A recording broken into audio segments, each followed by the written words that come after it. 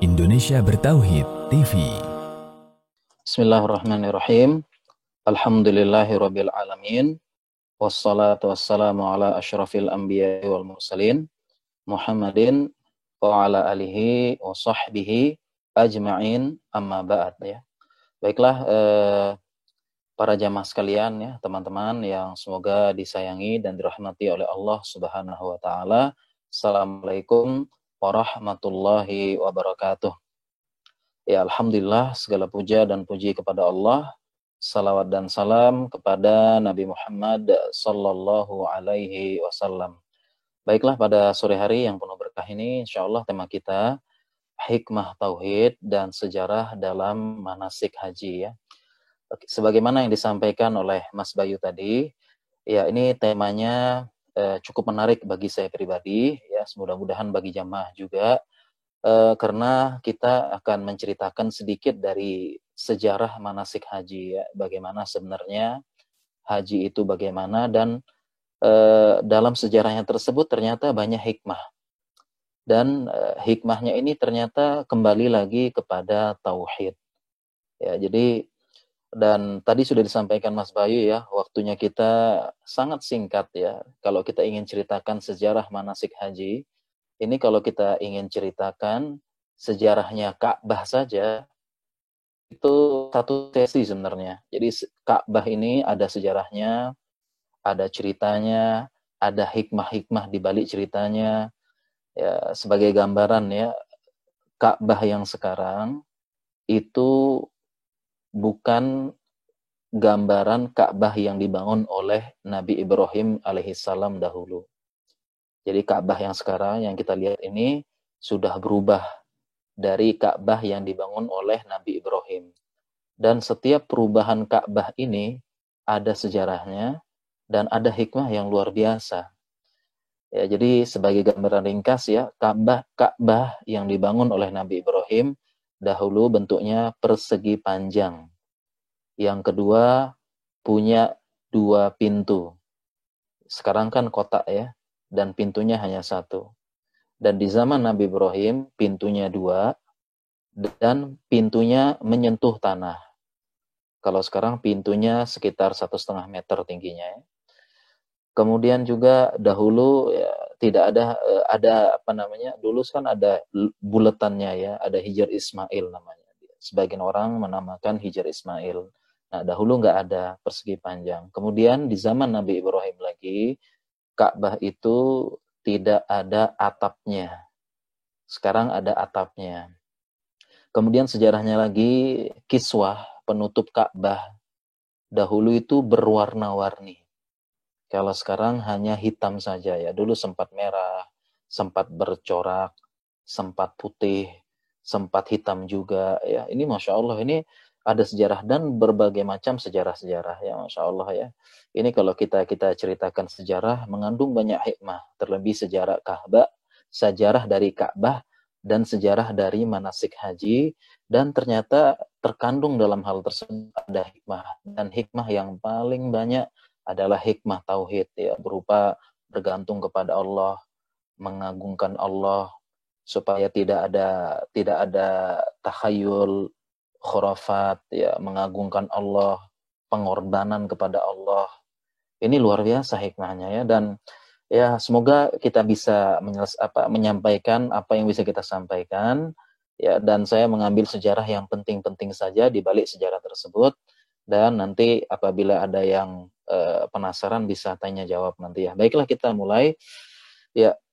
Tadi kita sudah sampaikan ya, manasik haji menyimpan berbagai macam hikmah tauhid dan hikmah yang paling besar ya, dan memang inilah tujuan kita diciptakan, wa ma khalaqtul jinna wal ins illa liya'budun. Tidaklah Allah menciptakan jin dan manusia melainkan untuk beribadah. Dalam tafsirnya ay yuwahhiduni, yaitu mentauhidkan aku. Dan sering sekali kita sampaikan tauhid ini maknanya sangat luas sekali, dan tidak sebagaimana yang selama ini mungkin kita kira tauhid itu hanya pembahasan syirik, patung, kemudian sesajen. Ternyata tauhid sangat luas pembahasannya, dimulai dari pembahasan tentang jiwa kita sampai pembahasan tentang negara, yaitu negara makmur dan diberkahi dengan tauhid ya. Jadi kalau negara kita pengen makmur, pengen berjaya, itu kuncinya tauhid ya, karena memang tauhid ini pembahasannya sangat luas. Ya. Jadi kalau kita lihat dahulu ya, manasik haji ya, ada berbagai macam sejarah dan versi. Manasik haji dimulai dari zaman Nabi Ibrahim. Walaupun ada beberapa riwayat yang mengatakan sudah ada sejak zaman Nabi Adam. Kemudian juga nabi-nabi sebelumnya, Nabi Nuh. Ya, bahkan ada cerita yang mengatakan bahteranya Nabi Nuh itu ya, sempat tawaf di daerah Ka'bah, di namanya dulu, sekarang namanya Mekah, dulu namanya Bakkah. Ya, di Al-Quran juga disebutkan Bakkah. Ya, tetapi para ulama menyebutkan kisah-kisah tersebut adalah mauquf, artinya tidak sampai derajat, tidak sampai sanadnya kepada Rasulullah SAW, sehingga kita meyakini yang sudah pasti-pasti saja, yaitu manasik haji sejak zaman Nabi Ibrahim dan malaikat Jibril, ya, pembawa wahyu yang mengajarkan manasik tersebut kepada Nabi Ibrahim. Dan haji tersebut akhirnya terus-menerus ya, dilanjutkan oleh nabi-nabi selanjutnya, ya, Nabi Ismail dan seterusnya. Dan saat itu masih manasik haji masih di atas tauhid. Ya, lama-kelamaan ya, dengan berlalunya generasi, hilangnya ilmu, hilangnya ulama, dan perlahan-lahan manasik haji berubah menjadi syirik. Bahkan berubah, dicampur dengan kemaksiatan-kemaksiatan ya, seperti tawaf dengan telanjang bulat di Ka'bah. Ya, jadi zaman dulu ya, malu banget ya, telanjang bulat tawaf di Ka'bah. Ini mau ibadah atau bagaimana? Ya, apa enggak terganggu di sebelahnya? Kita ingin khusyuk, sebelahnya telanjang, dan yang telanjang ini baik laki-laki maupun perempuan, tua, muda, anak kecil telanjang dulu ya sebagiannya. Kenapa bisa begitu? Ya, ikuti terus ya. Ya, kenapa berubah ya manasik ini dari manasik yang tauhid menjadi manasik yang syirik atau maksiat? Ya, memang karena adanya ketamakan akan dunia dan berbagai macam kepentingan dunia oleh orang Quraisy. Dan ini pun ada sejarahnya, ada sejarah kepengurusan Ka'bah. Jadi sebelumnya bukan orang Quraisy ya, sempat suku Jurhum dengan Nabi Ismail waktu itu ya yang ngurus, tapi ada sejarah panjang. Ya, contoh misalnya lagi ya, contoh berubah karena kepentingan duniawi, ketamakan dan sebagainya. Kita perhatikan sekarang ternyata agama syariat ini diubah-ubah tuh ujung-ujungnya ya karena ada kepentingan dunia ujung-ujungnya. Contoh misalnya ya, dulu di zaman Nabi Ibrahim ya, Ka'bah itu adalah rumah Allah ya, tempat menghadap untuk sholat dan untuk mengagungkan Allah. Ya, kemudian tiba-tiba di Ka'bah tersebut, di dalamnya baik di sekitarnya, tiba-tiba ada berhala. Ya, ada berhala. Dan yang pertama kali membawa berhala ke tanah Arab adalah namanya Amr bin Luhai. Ya, saya ulangi, Amr bin Luhai ini orang yang pertama kali membawa berhala ke tanah Arab. Ya, jadi tanah Arab dulu tuh warisan Nabi Ibrahim dan Nabi Ismail ya, yang memang waktu itu belum mengenal menyembah berhala. Ya, jadi Amr bin Luhai ini ceritanya berdagang ke Syam, dan di Syam dia lihat ya orang-orang yang dia menyembah berhala. Ya, dan ingat ya, di sana adalah tempat Bani Israel ya, daerah Syam. Ya, dan masih ada tradisi menyembah berhala saat itu. Kemudian Amr bin Luhai pun mengatakan kepada mereka, kalau bisa saya ingin membawa berhala ini ke Arab. Ya, saya ingin membawa. Jadi saya juga ingin seperti kalian ini, ada yang disembah-sembah, ada yang tempat ini gitu. Akhirnya Amr bin Luhai pun ini membawa berhala ke Mekah. Itulah sejarah pertama kali ada berhala dan patung di Ka'bah dan patung itu namanya Hubal.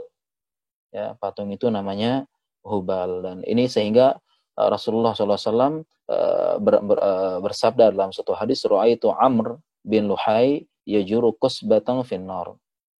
Aku melihat Amr bin Luhai menarik ususnya di neraka. Karena innahu awwalu man ghayyara dina Ismail. Dialah yang pertama kali mengubah agama Nabi Ismail. Ya. Dan ternyata di balik berhala ini, tradisi yang dilanjutkan terus, memang ada kepentingan dunia di sana. Kenapa? Karena berhala ini diperjualbelikan selanjutnya di tanah di Ka'bah. Ya, jadi memang Ka'bah itu tempat jual, selain tempat perdagangan ya, memang menjadi agama samawi yang terkenal. Jadi semua orang datang ke Ka'bah ya, karena kan Nabi Ibrahim kan bapaknya para nabi ya, semua mengajarkan tentang ajarannya Ibrahim, salah satunya Ka'bah. Sehingga hampir semua agama saat itu menghormati Ka'bah. Dan orang-orang saat itu ya, mereka tetap ya mengunjungi Ka'bah, mereka berhaji tetap saat itu mengikuti ajaran Nabi Ibrahim. Nah, sehingga Mekah saat itu ya, di sana itu tandus Mekah. Ya. Mekah itu tandus. Ini askantu min dzurriyyatin biwadin ghairi dzi zar'in. Ya, katanya Nabi Ibrahim, ya Allah, aku menempatkan anak keturunanku di lembah yang tidak punya pepohonan sama sekali. Jadi bagi yang sudah pernah ke Mekah ya, akan melihat Mekah itu benar-benar batu, ada apa-apanya. Ya, nggak ada apa-apanya ya. Jadi nggak bisa tanam pohon, sulit seperti itu ya. Sehingga ya eh, sehingga Nabi Ibrahim saat itu ya eh, membawa Nabi Ismail di tanah Mekah, dan tanah berkembang menjadi kota, dan dia menjadi kota perdagangan karena orang dari berbagai macam negara datang ke situ beribadah sekaligus berdagang. Nah, kesempatan ini digunakan oleh beberapa pembesar Quraisy untuk berdagang berhala. Ya, berdagang berhala. Jadi mereka itu datang ke Ka'bah sekaligus beli berhala. Ya, jadi intinya berhala ini ujung-ujungnya jual beli, ujung-ujungnya dunia. Sehingga ketika Rasulullah SAW mengatakan jangan lagi sembah berhala, maka pendapatan, penghasilan bisnis beberapa pembesar Quraisy saat itu yang menjual berhala habis. Ya, ya kurang lebih sama ya, seperti yang lain-lain. Misalnya ini, mohon maaf ya, ada tempat-tempat ya yang dikunjungi banyak orang. Ya, ini mohon maaf, baik itu kuburan, baik itu tempat-tempat yang macam-macam gitu ya. Itu kalau dibilang misalnya dikatakan ini jangan dilakukan karena mengandung kesyirikan ya. Jadi kalau ziarah kuburnya aja boleh ya. Ziarah kuburnya boleh. Ya, bahkan disunahkan menurut pendapat ulama. Tapi yang bahaya ada ritual, apalagi sampai menempuh safar, sengaja safar mengunjungi kuburan. Ini tidak boleh. Ya, dan ternyata di sana juga ada pemasukan, ya ada ini, kalau ditutup hilanglah dan sebagainya. Mirip ya. Jadi seperti itu ya, ada untuk ujung-ujungnya dunia. Kemudian kita kasih contoh lagi yang berubah dari manasik ya, manasik tauhid haji dari Ibrahim, yaitu tawaf telanjang. Tadi saya jelaskan ya. Jadi kenapa bisa sih ada aturan tawaf sambil telanjang? Karena orang Quraisy ya saat itu yang menguasai Ka'bah, yang memegang amanah Ka'bah, mereka membuat aturan semaunya. Karena tadi ada kepentingan dunia, ada penghasilan, ada uang, dan sebagainya. Nah, salah satu aturan yang dibuat oleh orang Quraisy adalah orang yang tawaf di Ka'bah ya harus memakai pakaian yang berasal dari tanah haram. Tanah haram berarti tanah di Ka'bah dan sekitarnya. Ya. Nah, sehingga ada kalau orang lain ya, orang dari luar Mekah datang ke Mekah untuk melakukan tawaf, ternyata bekal mereka habis. Ya, bekal mereka habis, nggak punya uang untuk beli baju dari tanah haram, beli baju dari Mekah. Maka mau nggak mau mereka telanjang. Ya, lihat sekali lagi ada unsur bisnisnya ya, ini ujung-ujung dunia. Kenapa mereka mengatakan harus beli baju, mereka buat aturan semaunya, harus beli baju dari tanah haram. Bukan beli sih, mohon maaf ya, harus pakai baju dari tanah haram. Sehingga mau nggak mau orang-orang datang pasti membeli baju jualannya orang Quraisy. Ya, jadi yang telanjang ini adalah orang-orang yang datang dari luar, ya sampai ke Mekah menempuh perjalanan berhari-hari, berpekan-pekan, sampai di sana kehabisan bekal atau memang miskin, nggak punya uang, ya udah mereka nggak punya uang untuk membeli pakaian dari tanah haram, dari orang-orang Quraisy, ya mereka tawafnya telanjang. Ya, dan ini mohon maaf ya, telanjang bulat. Baik laki-laki, baik perempuan, baik tua, baik muda, telanjang. Dan di sini pun Allah berfirman mengenai perbuatan mereka, wa idza fa'alu fahishatan qalu wajadna 'alaiha aba'ana wallahu amarna biha. Ya, dan apabila mereka melakukan perbuatan fahisyah, itu maksudnya tawaf dengan telanjang, ya mereka akan mengatakan kami mendapati ajaran ini dari nenek moyang kami, dan itulah yang mereka lakukan gitu. Jadi dalil mereka adalah nenek moyang, turun temurun, dan ini dalil sampai sekarang. Dalilnya adalah kenapa kamu melakukan ini, Hahi? Kenapa, mana dalilnya? Oh, dalilnya enggak ada. Dalilnya adalah bapak kakek saya dari dulu begini.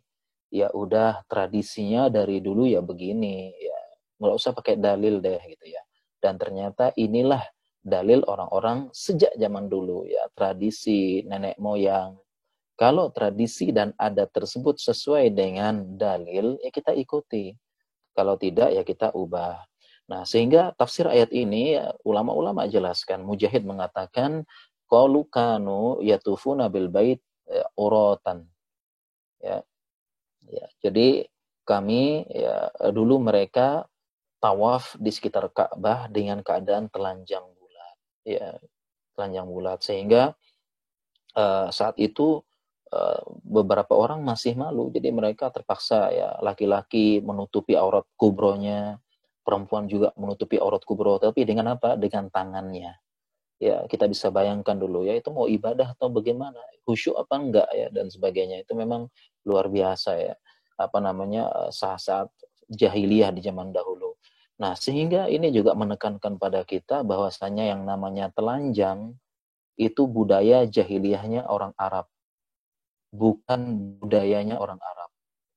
Ya, bukan budaya Arab. Ya, jadi kalau ada yang mengatakan cadar, jilbab besar itu budaya Arab, salah besar. Malah budaya Arab itu adalah telanjang dengan tawaf, seperti itu ya. Jadi nggak benar ya orang-orang yang mengolok-ngolok Arab itu cadar dan sebagainya, bukan. Budaya mereka tawaf dengan telanjang. Ya. Nah, dan juga jadi pelajaran bahwa kita bahwasanya yang namanya dakwah itu mereka tolak ya. Kadang dakwah ini mereka tolak karena mereka takut kehilangan dunia, kehilangan harta, kehilangan jabatan sebagaimana orang Quraisy ya. Jual beli berhala. Kalau berhala berhala dikatakan syirik, mereka penghasilan menjual berhala berkurang. Demikian juga aturan harus pakai baju dari tanah haram. Mereka nggak bisa jual baju lagi, seperti itu. Ya, jadi dakwah ini ditolak karena tadi ya, harta, jabatan, kepentingan dunia, dan gengsi, seperti itu. Nah, salah satu hikmahnya kalau kita ingin berdakwah, ya kadang-kadang kita harus kasih solusi kepada mereka. Misalnya ada tempat yang dikunjungi, jadi pemasukan buat mereka, dan tempat itu adalah sarana kesyirikan, ya kita jadi juga cari solusi buat mereka. Jangan hanya disuruh berhenti, mungkin mereka kita kasih peluang untuk kerja. Karena kalau tempat mereka dihilangkan, mereka kehilangan penghasilan, begitu ya. Kurang lebih seperti itu. Dan memang secara umum masih kaji ini untuk mengagungkan syariat Allah, syiar Allah ya. Dzalika wa may yu'azzim sya'airallah fa innaha min taqwal qulub. Dan demikianlah Allah perintahkan ya, barang siapa yang mengagungkan syiar-syiar Allah, dan salah satunya adalah manasik haji, maka sesungguhnya itulah muncul dari ketakwaan hati.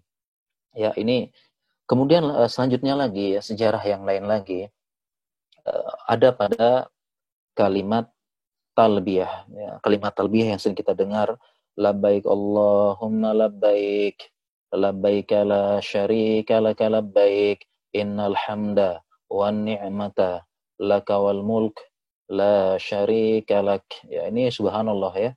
Jadi kangen jadinya ya, kangen umroh sama haji ini, Masya Allah ya, kalau dengar kalimat seperti ini. Ya, labbaik Allahumma labbaik, ya Allah, aku penuhi panggilanmu, aku penuhi panggilanmu ya Allah ya. Semoga ya kita dipanggil oleh Allah di Ka'bah nanti ya, benar-benar rindu, kangen kita. Tiada sekutu bagimu, aku penuhi panggilanmu, segala puji, nikmat dan kebesaran kerajaan hanya milikmu dan tiada sekutu bagimu. Nah, ini adalah kalimat talbiyah ya sejak zaman dulu. Sejak dahulu kala ya, sejak dahulu kala sebelum ada Nabi Muhammad SAW. Dan ternyata ya, kalimat ini oleh orang Quraisy juga diubah lagi ya. Jadi orang Quraisy ini ngubah-ngubah semau mereka gitu ya. Dan yang diubah adalah dengan bentuk tambahan. Jadi orang Quraisy saat itu juga melakukan ibadah haji, melakukan talbiyah dengan talbiyah yang sekarang tetapi ditambah. Ditambah dengan apa? Lafaznya ingat, perhatikan. Tambahan lafaznya adalah illa syarikan huwalak tamlikuhu wa ma malak. Saya ulangi, lafaz tambahannya orang Quraisy nambah illa syarikan huwalak tamlikuhu wa ma malak. Ya, jadi artinya kecuali syarikan, sekutu bagimu yang kau miliki sekutu tersebut. Yang ya, jadi mereka itu setelah tadi ya, labbaik Allahumma labbaik, labbaik la syarika laka labbaik, innal hamda wan ni'mata laka wal mulk la syarika lak. Ya, mereka tambah setelah itu, tambahannya illa syarikan, kecuali sekutu huwalak yang engkau punya ya Allah. Yaitu siapa sekutu tersebut? Yaitu sekutu-sekutu berhala-berhala yang ada di sekitar Ka'bah dan yang mereka sembah. Jadi ini bukti ya, ini bukti bahwasanya orang Quraisy ini meyakini Allah yang menciptakan mereka, yang memberikan rezeki. Ya, ringkasnya orang Quraisy mengakui tauhid rububiyah Allah. Ya, tetapi mereka menduakan, mensyirik, mensekutukan Allah dengan berhala-berhala, ya, Hubal, Lata, Uzza, Manat dan sebagainya. Jadi mereka mengakui ya. Dan ini ada pembahasan khusus ya tentang makna la ilaha illallah dari fakta yang kita sampaikan di sini. Ya. Jadi orang Quraisy sekali lagi mengakui Allah yang sebagai Tuhan, ya, Tuhan mereka. Ya, menciptakan, memberi rezeki ya. Wa idza sa'alahum man khalaqum la yaqulun Allah. Ya, apabila wa idza sa'altahum man khalaqahum la yaqulun Allah. Apabila engkau tanyakan siapa yang menciptakan mereka, orang Quraisy, maka orang Quraisy akan mengatakan Allah yang menciptakan kami. Ya, seperti itu. Ini sejarah dari kalimat kalimat talbiyah. Dan ketika Rasulullah SAW diutus, beliau mengembalikan ajaran Nabi Ibrahim lagi, ya, talbiyahnya sesuai dengan talbiyah yang kita baca sekarang. Ya, seperti itu. Oke, kita lanjutkan. Ini ringkas-ringkas saja ya. Kemudian tentang tawaf ya, tentang tawaf. Wal yattawafu bil baitil atiq. Dan hendaklah mereka melakukan tawaf ya, di sekeliling rumah yang atiq, rumah yang sudah tua. Ya, ini disebut rumah yang sudah tua. Kenapa demikian? Karena memang ini sejarah sedikit ya tentang Ka'bah. Disebut rumah yang tua, ada beberapa penjelasan dan tafsir ulama di sini karena memang rumah ini sudah lama sekali ya. Minimal di zaman Nabi Ibrahim. Kalau kita pegang pendapat yang membangun pertama kali adalah Nabi Ibrahim, dan ini adalah yang jelas nasnya memang sudah lama banget ya, sejak zaman Nabi Ibrahim sudah berarti udah bisa sampai ribuan tahun ya, karena Nabi Muhammad ke Nabi Isa saja alaihissalam itu jaraknya 600 tahun. Jadi disebut rumah tua. Dan kita bacakan sejarahnya sedikit ya tentang Ka'bah ini dulu. Jadi ada beberapa pendapat bahwasanya kisah-kisah bahwasanya dulu ya Ka'bah sudah ada dulu sekali ya. Sudah ada dulu sekali bahkan sejak zaman Nabi Adam. Jadi kenapa? Jadi pertama memang sebelumnya ada Ka'bahnya penduduk langit. Ada Ka'bah. Jadi di langit itu juga ada Ka'bah ya.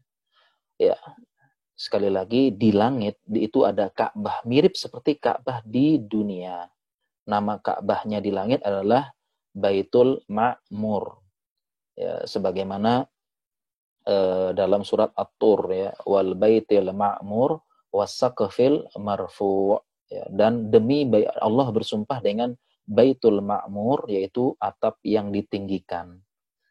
Ya, dan Baitul Ma'mur ini Ka'bahnya penduduk langit, persis seperti Ka'bah di dunia, di mana para ulama ya Ibnu Jarir At-Tabari menjelaskan dari tafsirnya Ibnu Abbas, yaitu wa huwa baitun judha al-arsh ya, tu'ammiruhul malaikah, ya, rumah sekitar arsh, jadi letaknya di arsh dan dimakmurkan oleh para malaikat. Mereka ada 70.000 malaikat sholat di situ setiap hari dan mereka tidak akan kembali lagi. Artinya yang 70.000 ini ya sudah setiap hari 70.000.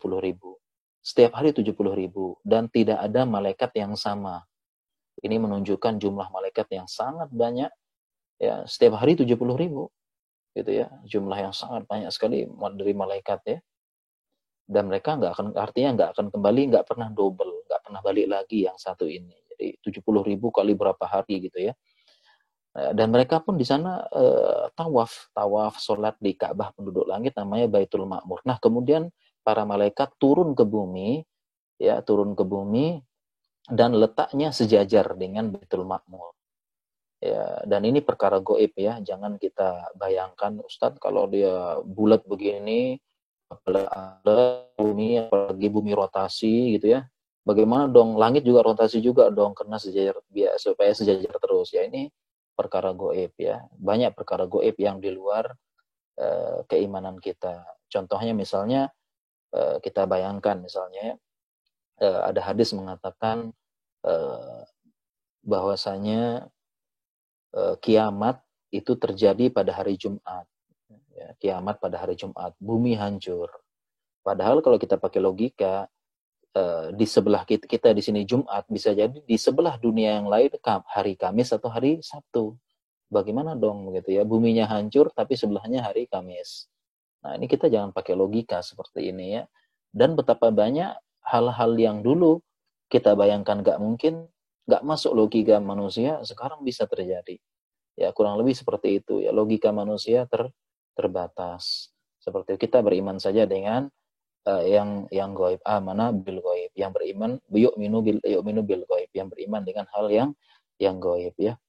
Kemudian malaikat turun sejajar dengan Baitul Ma'mur, mereka bangun Ka'bah ya. Kemudian Nabi Adam pun tawaf, Nabi Nuh juga tawaf, nabi-nabi sebelumnya juga tawaf di situ ya. Ini ada kisah-kisah, tapi sebagaimana kita sampaikan, riwayat ini mauquf ya, artinya tidak sampai kepada Rasulullah SAW, dan kita berpegang kepada yang jelas saja ya, Ka'bah dibangun oleh Nabi Ibrahim dan Nabi Ismail ya, seperti itu. Nah, jadi ini tentang Ka'bah ya, Ka'bah. Nah, kemudian juga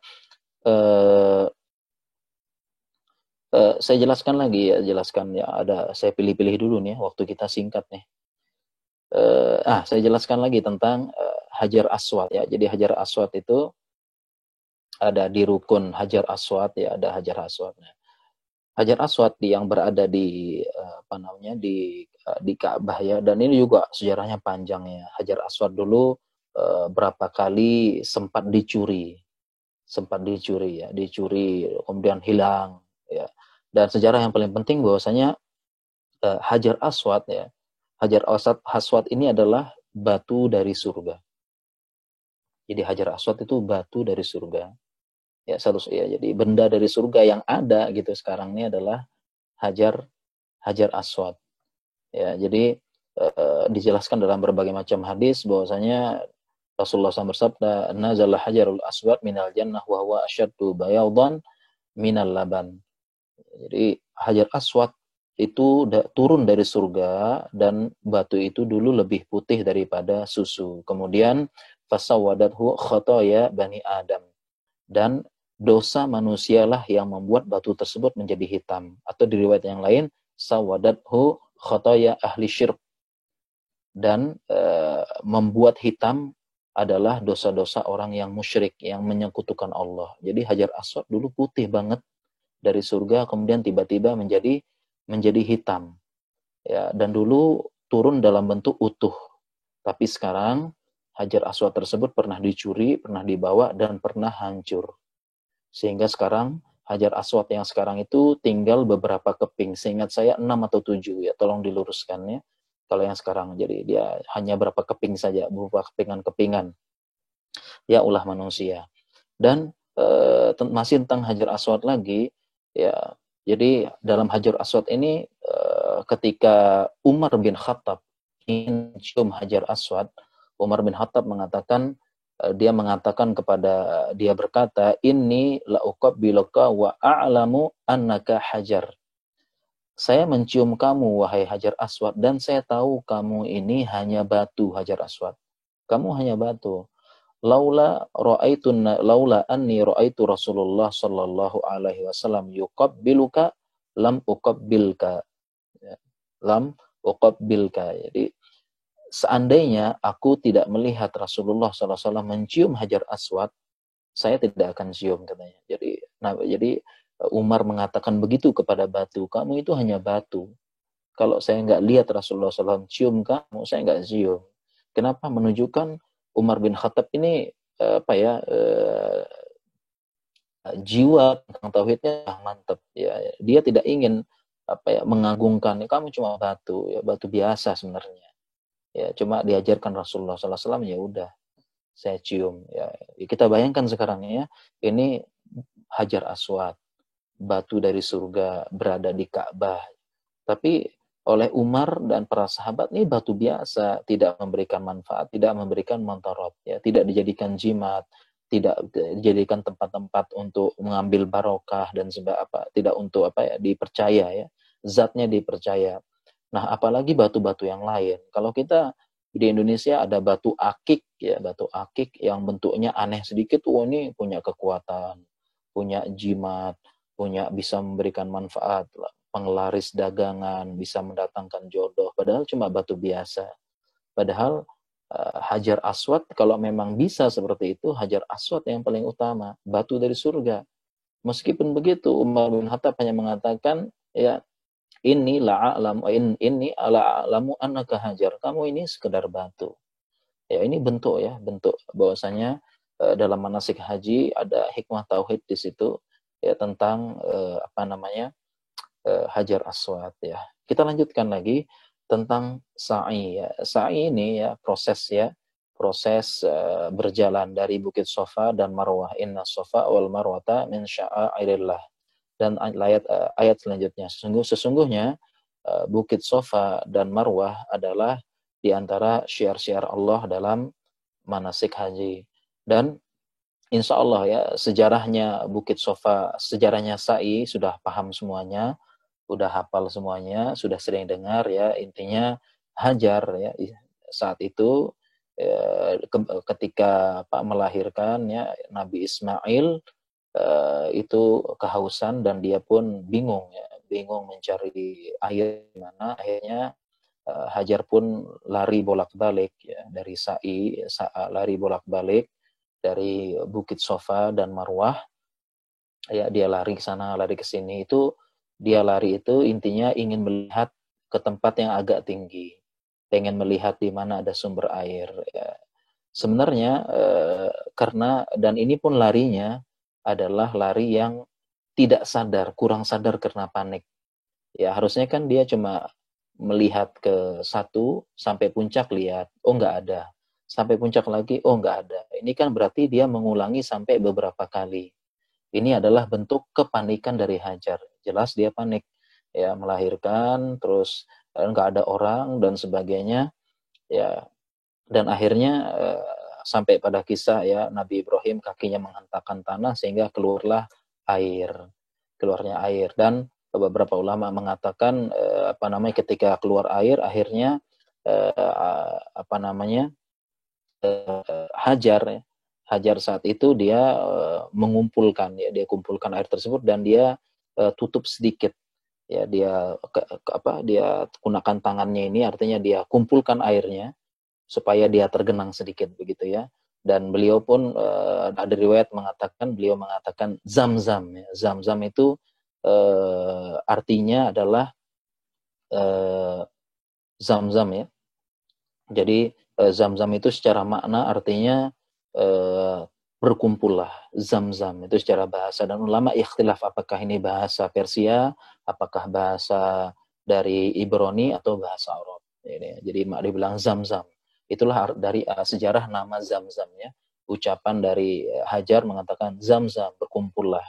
Ya, jadi dia buat Nabi Hajar dikumpulkannya di hadang kanan kirinya supaya berkumpul. Nah, katanya Rasulullah SAW, seandainya Hajar tidak mengumpulkan seperti itu, dia akan mengalir terus ya, dan banjir katanya seperti itu.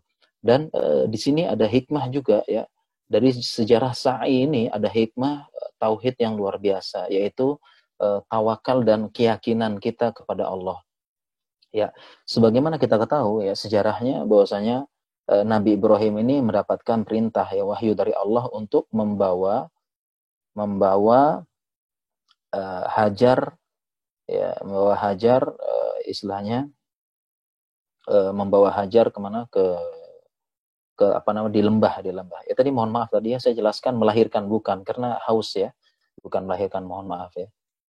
Jadi dia waktu itu Hajar sudah membawa Nabi Ibrahim, ini mohon maaf ya, bukan melahirkan ya.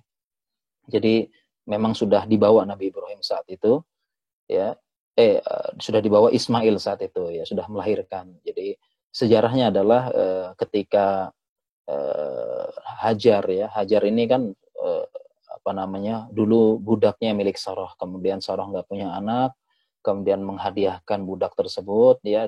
Sebagian ulama mengatakan akhirnya dimerdekakan ya, sehingga Hajar ini statusnya merdeka ya, karena sebagian dari orang-orang mengolok-olok ya, Nabi Ibrahim ya, Nabi Muhammad itu anaknya budak katanya, dari budak ya, karena Hajar itu adalah budak. Nah, kemudian akhirnya intinya Sarah cemburu ketika Hajar melahirkan. Ya, Hajar melahirkan, kemudian Sarah cemburu dan mengancam ya. Kemudian intinya akhirnya Nabi Ibrahim membawa Hajar dan anaknya Ismail kecil ke Mekah. Dan kita tahu di situ nggak ada apa-apa ya, nggak ada orang, nggak ada pepohonan, benar-benar, karena itu doanya Nabi Ibrahim ya, ini askantu in zuriyati biwadin ghairi dzi zar'in inda baitik ya. Jadi aku tempati anak keturunanku di lembah yang nggak punya pohon-pohonan.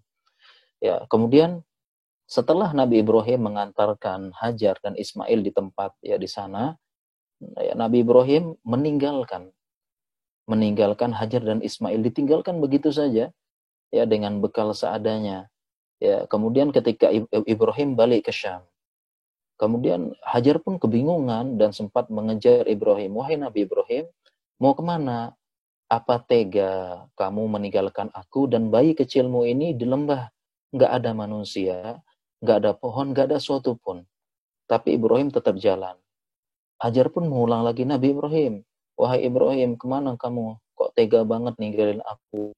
Ya, dan anak-anak dan bayi kecil ini. Ibrahim pun juga tidak menggubris dan tidak menoleh lagi, berjalan terus Nabi Ibrahim. Ya, akhirnya Hajar bertanya, akhirnya Hajar mengatakan, apakah Allah yang memerintahkan kamu atas semua ini? Kemudian jawaban Ibrahim, iya jawabannya.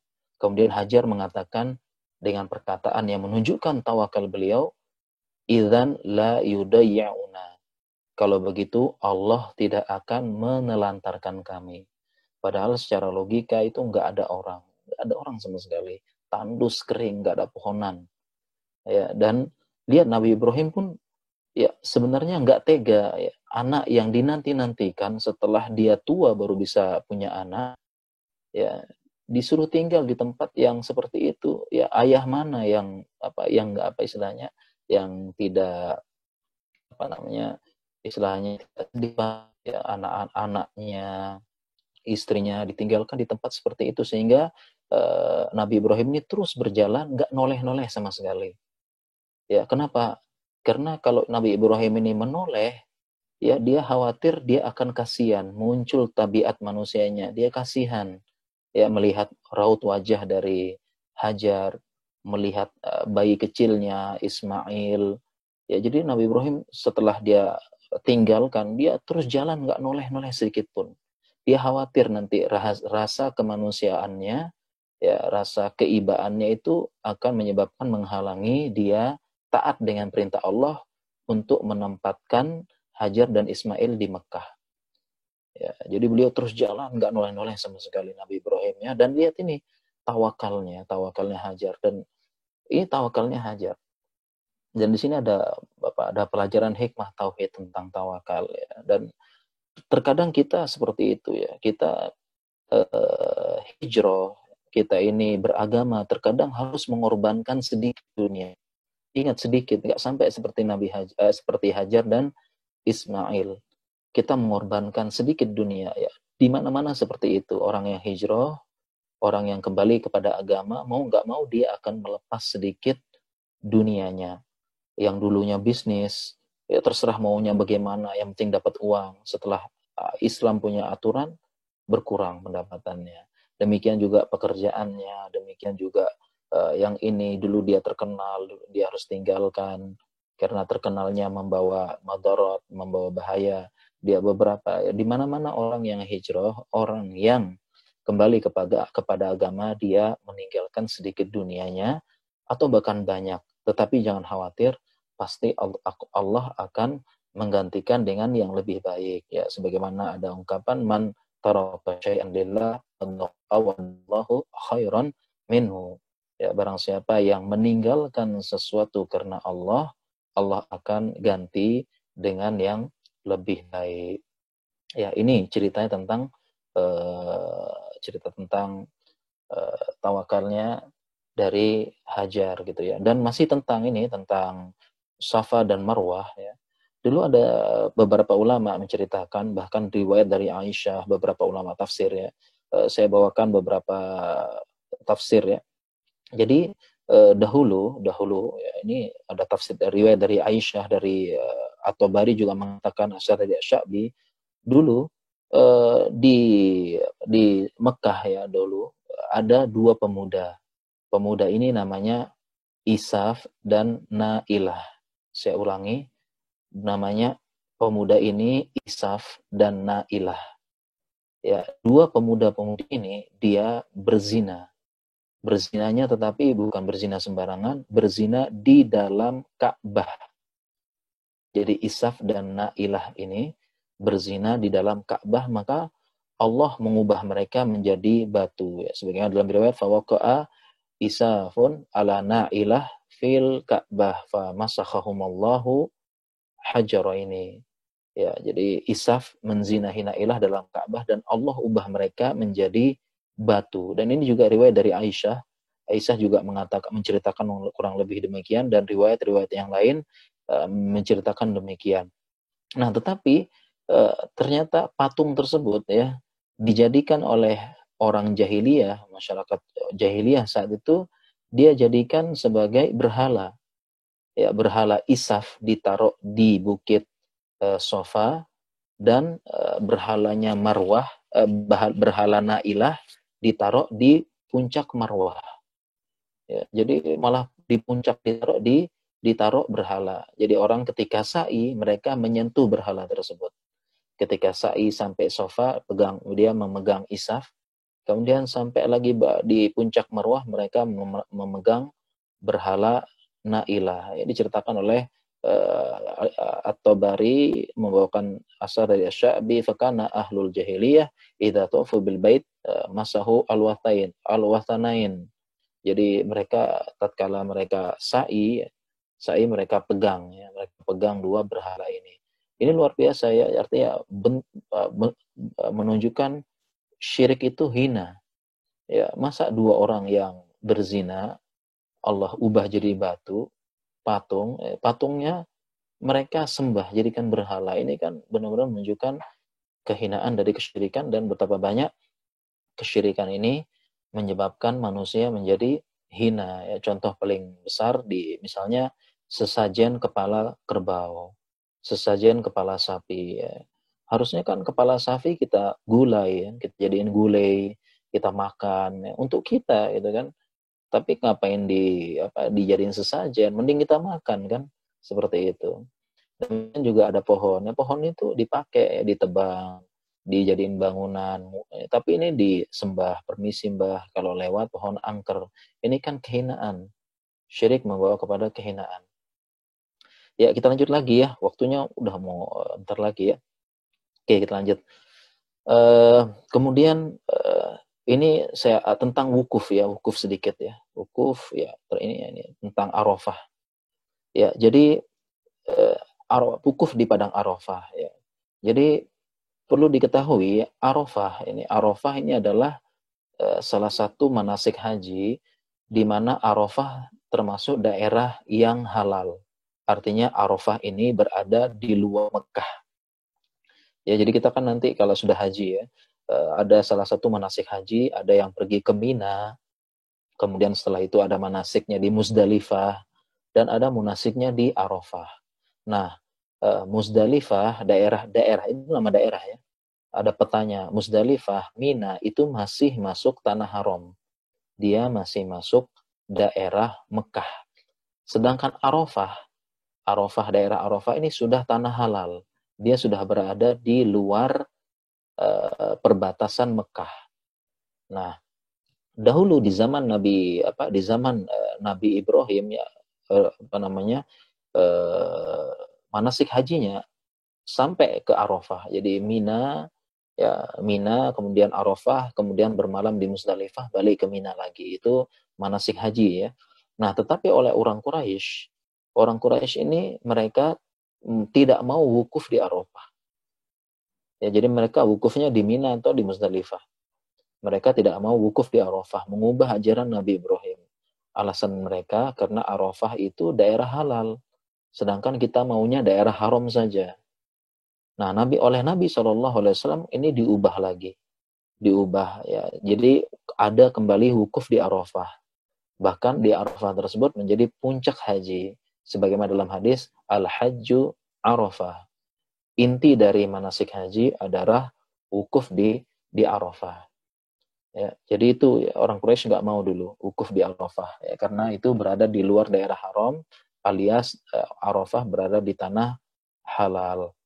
Ya, dan ini menunjukkan sekali lagi menunjukkan berlebih-lebihannya orang Quraisy ya, berlebih-lebihannya orang Quraisy. Mereka gulu orang Quraisy, maunya di tanah haram saja. Ya, padahal ini membuktikan bahwasanya tidak ada yang perlu dikultuskan berlebihan. Kalau memang dalilnya mengatakan lakukan di tanah haram, lakukan.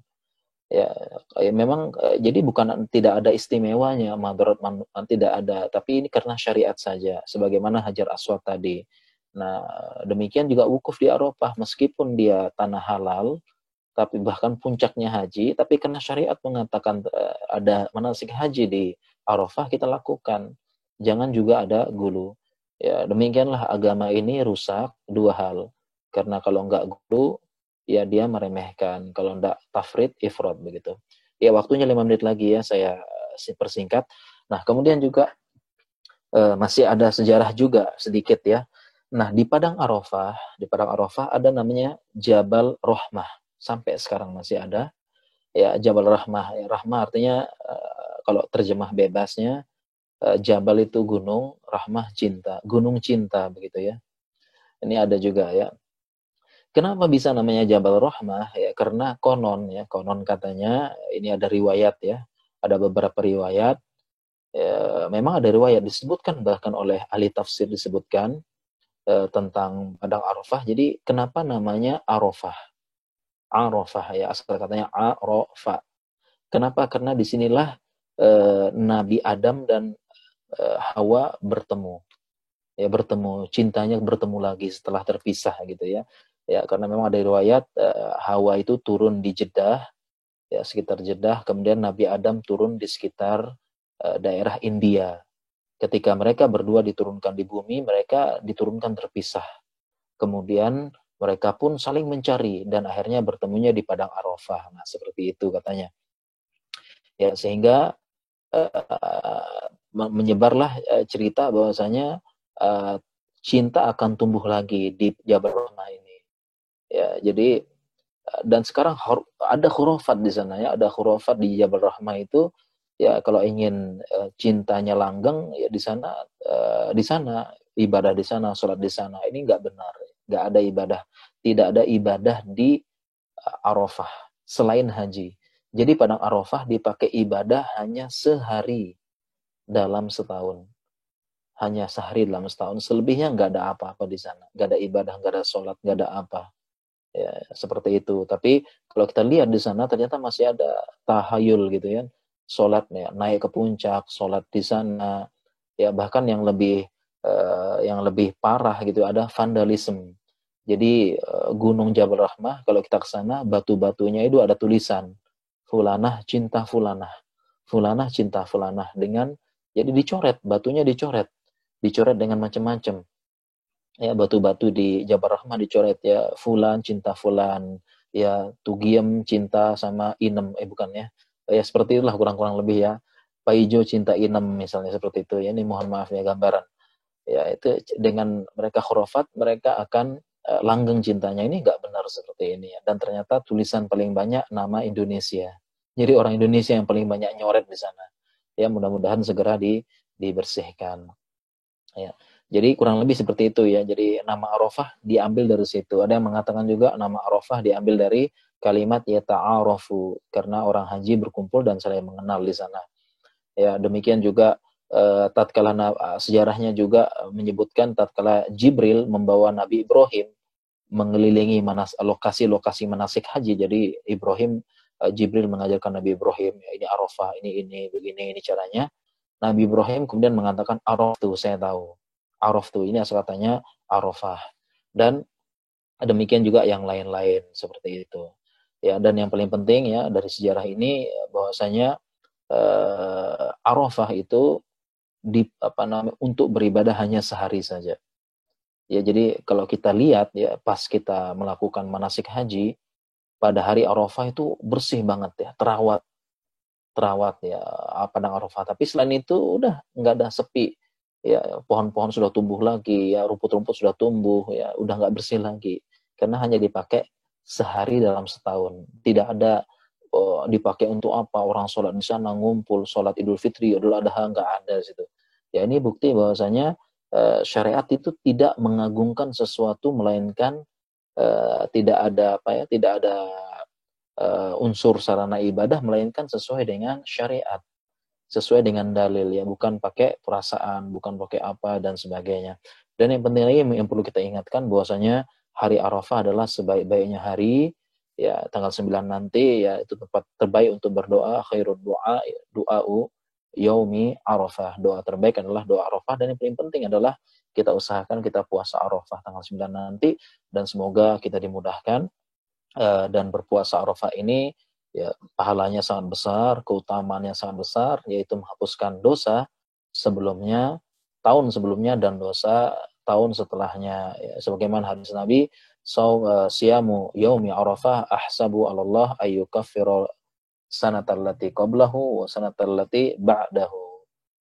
Puasa Arafah 9 Zulhijjah aku berharap kepada Allah dapat menghapuskan dosa setahun yang lalu dan setahun yang akan datang. Kemudian muncul pertanyaan menghapuskan dosa, maksudnya bagaimana? Yang dimaksudkan dengan menghapuskan dosa, jadi belum ada dosa tahun depan kok sudah dihapus. Ini maksudnya bagaimana ya? Tahun depan belum ada dosa udah dihapus. Enak dong bisa bermaksiat. Kan langsung dihapus tahun depan. Ya ini bukan seperti ini ya. Ya pemahamannya, penjelasannya adalah yang dihapuskan adalah dosa-dosa kecil. Ya, yang dihapuskan dosa-dosa kecil dan dosa kepada Allah. Adapun dosa besar ini perlu taubat nasuha agar bisa dihapuskan. Sedangkan dosa sesama Bani Adam, menzolimi, itu tidak akan diampuni oleh Allah, melainkan setelah kita minta dihalalkan di dunia. Minta maaf sama orang yang dizolimi. Jadi, maksud menghapuskan dosa di sini, nggak semuanya dihapus. Yang tidak dihapus pertama dosa besar, karena perlu tobat khusus, tobat nasuha. Yang kedua, dosa sesama Bani Adam, karena dihapus dengan cara kita minta dihalalkan, minta maaf di dunia segala kezoliman, hutang dan sebagainya. Ya, mungkin kita cukupkan sampai di sini ya, sudah mau jam 5. Ya, kita cukupkan Mas Bayu materinya dari sini ya. Sebenarnya Masya Allah ya, kalau kita cerita kisah-kisah sejarah dan makna ini banyak sekali ya, menarik sekali, ya, banyak hikmah, sejarahnya kita tahu, oh begini, oh ternyata ini tawakal, begini ya. Kemudian kita bandingkan sama kita sangat jauh seperti itu, dan mudah-mudahan menjadi ibrah, bisa meningkatkan iman kita, dan tentunya bisa meningkatkan amal, rasa takwa, takut kepada Allah, dan kecintaan kepada Allah, seperti itu. Ya. Baiklah Mas Bayu, udah cukup Mas Bayu, insya Allah ya. Kita cukupkan deh ya, kapan-kapan deh, ya, lanjutin lagi deh. Ya, masih banyak ceritanya seru-seru nih. Ya, oke, silakan Mas. Yuk, Fadal Mas Bayu, silakan. Nah, alhamdulillah jazakumullah khairan Ustaz atas penyampaian materinya. Ternyata emang nggak cukup ya Ustaz 45 menit. Nggak cukup bahkan banget. Masih kurang sih sebenarnya. Masih banyak yang bisa kita bahas ya Ustaz. Iya, namun, sejarahnya panjang nih sejarahnya nih. Ya, namun waktunya emang sudah habis Ustaz yang kita nggak apa-apa lah insya Allah ya. Mudah-mudahan bisa jadi pembuka ya. Pembuka Mas Bayu biar menarik ya. Ternyata sejarahnya banyak-banyak ya. Jadi bisa untuk jadi pembuka ya, materi pembuka biar mereka tertarik untuk selanjutnya gitu. Nah, Ustaz.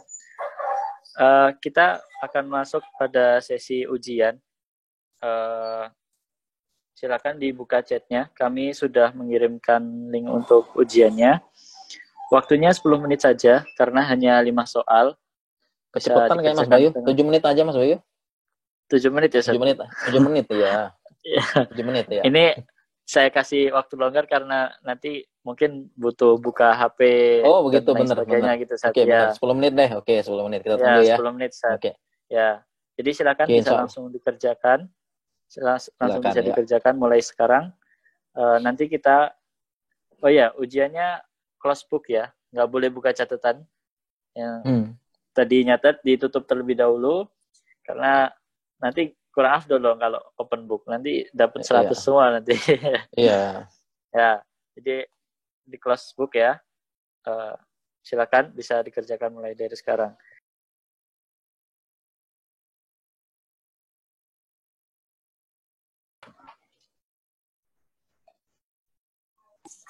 Bismillah. Alhamdulillah sudah banyak Ustaz yang mengerjakan. Ini sudah masuk banyak, 119 yang sudah mengerjakan. Langsung bahas soal atau tanya jawab Ustaz? Terserah deh, boleh yang mana. Mungkin kita jawab soal aja deh, biar nggak penasaran. Bahas soal biar nggak penasaran ntar. Kita jawab cepat aja ya, biar bisa tanya jawab. Oke ya, kita bahas soal yang pertama. Siapa nama orang Quraisy yang pertama kali membawa patung berhala ke tanah Arab? Ya, jadi jawabannya adalah C. Amr bin Luhai. Bin Luhai. Oke, yang kedua, aturan apa yang dibuat masyarakat jahiliyah zaman dahulu sehingga ada yang tawaf di Ka'bah dalam keadaan telanjang? Jawabannya B. Mereka harus memakai baju dari tanah haram. Ya, harus membeli ya dari tanah haram biar dapat duit orang ininya ya. Jadi kalau nggak punya uang, kehabisan bekal ya dia mau nggak mau tawafnya telanjang. Nggak bisa beli baju dari tanah haram. Jawaban B. Yang ketiga, kalimat apa yang ditambahkan orang kafir Quraisy dalam kalimat talbiyah sehingga bermakna kesyirikan? Jawabannya A. Illa syarikan huwalak. Yaitu kecuali sekutu yang engkau miliki. Yang keempat, apa nama berhala yang dahulu berada di Safa dan Marwah, yaitu Isaf dan Nailah. C, ya, Isaf dan Nailah. Oke, yang kelima, mengapa orang Quraisy tidak mau wukuf di Arafah? Karena Arafah adalah tanah halal. Mereka maunya di tanah haram saja. Ya, oke ya. Jelas ya penjelasannya tadi. Ya, gimana Mas Bayu, ada yang 100 nggak? Banyak banget tuh, Ustaz. Ternyata yang 100. Banyak ya? Ustaz. Oh, berarti Masya Allah, berarti pada nyimak nih, Ustaz. Alhamdulillah. Oh, berarti pada nyimak ya, karena materinya saya selalu sampaikan dari ini ya, dari penjelasan ya. Berarti menyimak ya, mencatat ya, Masya Allah, rajin ya. Iya. Mudahan berkah ini, ilmunya berkah. Keberkahan ilmu adalah menghasilkan amal ya. Bukan sekedar wawasan aja atau bacaan yang menyenangkan, tapi menghasilkan amal. Demikian juga saya menyampaikannya, mudah-mudahan menghasilkan amal ibadah tauhid yang sempurna, memasukkan kita dalam surga tanpa hisab dan tanpa azab. Ya. Amin. Oke Mas Bayu, kita lanjut tanya jawab, boleh Mas? Yuk. Ya Ustaz, ini sementara baru ada 3 pertanyaan Ustaz yang masuk. Oke. Saya bacakan yang pertama ya Ustaz. Ya. Assalamualaikum Ustaz, mau tanya, apakah orang yang pergi haji tetapi dia masih mengikuti hukum dunia dan tidak menjalankan hukum syariat Islam, apakah haji tersebut sah atau tidak? Terima kasih Ustaz. Iya, jadi orang pergi haji masih melaksanakan hukum dunia begitu ya? Iya Ustaz. Melakukan hukum dunia, apakah hajinya sah apa enggak? Ini pertanyaannya perlu dirinci ya, pertanyaannya masih umum banget. Ya, maksudnya berhukum dengan hukum dunia itu bagaimana? Ya, apakah dia berhukum dunia yang bisa yang hukum dunianya yang mengantarkan kepada kemaksiatan atau kepada kesyirikan atau kepada hal-hal pembatal keislaman, ini perlu dirinci ya. Kemudian juga perlu dirinci juga dia itu terpaksa atau tidak. Yang juga perlu dirinci, dia meyakini dengan i'tiqad apa enggak. Misalnya dia meyakini hukum dunia lebih baik daripada hukum syariat, dia punya keyakinan seperti itu, maka ini termasuk pembatal keislaman. Dan ini pun juga ada rinciannya juga. Jadi pertanyaannya terlalu umum Mas Bayu ya, terlalu umum pertanyaannya. Ya, intinya selama dia masih muslim, ya dia punya keyakinan masih lurus, ya ibadah hajinya sah insya Allah. Nah Ustaz, insya Allah bisa menjawab pertanyaannya ini Ustaz. Ya. Kemudian yang kedua Ustaz, Bismillah, semoga Allah menjaga Ustaz, keluarga, serta Indonesia bertauhid, serta para peserta daurah. Dengan penjelasan ini Ustaz, apakah budaya membuat bid'ah merupakan budaya orang jahiliyah dan musyrikin Ustaz? Jazakallahu khairan. Iya, apakah istilahnya bid'ah gitu ya? Budayanya orang Quraisy dan orang musyrik? Jawabannya bukan hanya budayanya orang Quraisy dan musyrik, tapi budaya sejak zaman dahulu kala. Ya, jadi yang namanya bid'ah, sesuatu hal yang dibuat-buat, tidak ada tuntunannya dari syariat sama sekali, itu sudah ada sejak zaman dulu. Ya, bahkan bid'ah dalam beribadah itu muncul sejak dari zaman Nabi Nuh.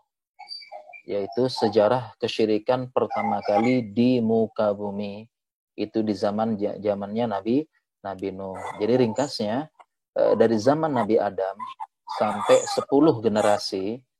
Jadi 10 generasinya Nabi Adam itu masih agamanya di atas agama tauhid. Agamanya menyembah Allah semua. Walaupun maksiat sudah ada. Tapi mereka masih tauhid, masih menyembah Allah, belum ada sekutu. Maksiat sudah ada, bahkan maksiat yang pertama kan membunuh saudaranya ya, Qabil membunuh Habil. Walaupun maksiat ada, tapi mereka masih di atas tauhid. Ya, kemudian lama kelamaan tauhid terjadilah bid'ah dalam beribadah, yaitu muncul beberapa orang soleh di zaman tersebut ya. Orang soleh tersebut ada di surat di Al-Qur'an ya, la tazarunna alihatakum wa la tazarunna wadda wa la syu'a wa la yaghus wa ya'uq wa nasra. Jadi beberapa berhala ini Ad, Suwa, Nasr dan sebagainya yang disebutkan dalam Al-Qur'an itu dahulunya orang-orang soleh. Ya, kemudian ketika orang soleh meninggal, ya setan membisiki generasi ini, yuk buat patung mereka supaya kalian ketika beribadah ngelihat patung mereka, kalian semangat beribadah. Jadi, ketika melihat patung mereka, oh semangat. Ya, kemudian ini bid'ah dalam beribadah, bid'ah.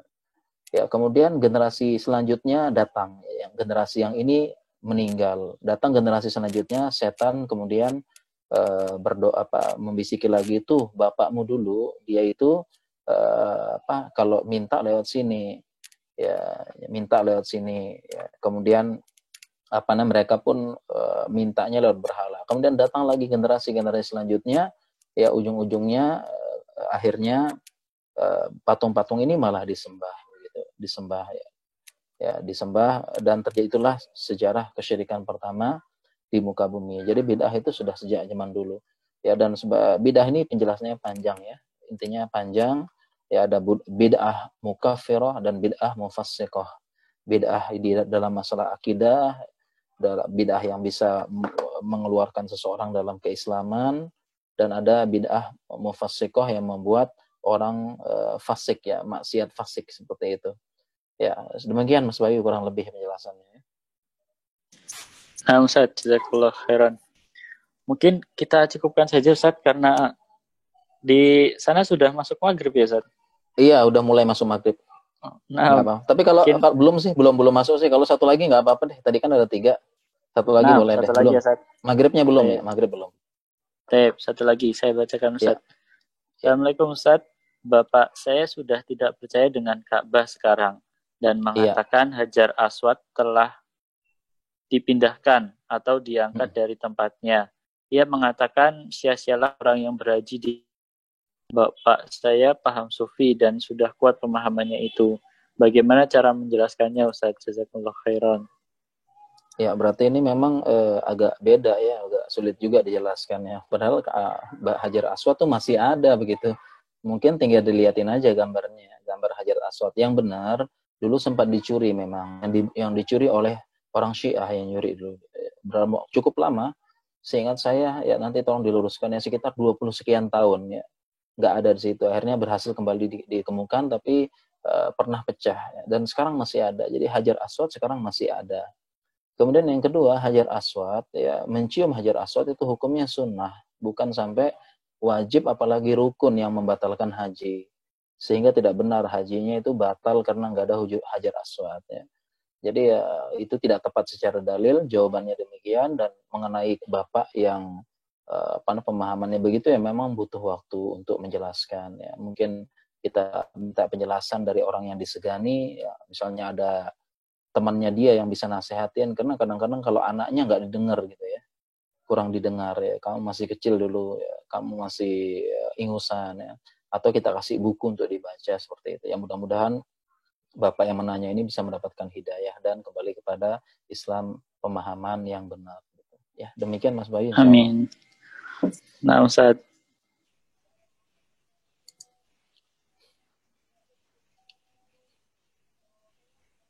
Kita mungkin sudah cukupkan ya, Ustaz, pertemuan kita ya, pada hari ini. Semoga nanti ada daurah tematik lainnya ya, Ustaz. Insyaallah. Ya. Baiklah. Nah, Ustaz, mungkin saya pamit saya ya, udah barusan azan. Saya pamit dulu Mas Bayu ya. Oke ya, teman-teman ya. Oke ya, Assalamualaikum.